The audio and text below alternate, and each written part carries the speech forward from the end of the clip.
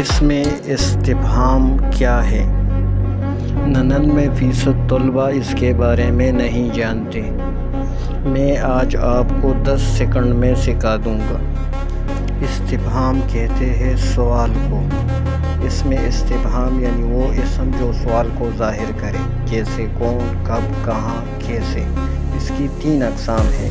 اس میں استفہام استخباری جو حقیقت میں معلوم کرنے کے لیے استعمال ہو، جیسے تم کیا کام کرتے ہو۔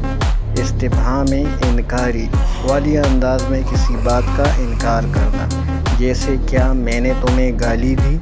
استفہام اقراری کسی بات کو سوالیہ انداز میں منوانا، جیسے کیا میں تمہارا دوست نہیں ہوں۔ اگر آپ نے اس میں استفہام اور اس کی اقسام سیکھ لیے ہوں تو ویڈیو کو لائک اور چینل کو سبسکرائب کریں۔ شکریہ۔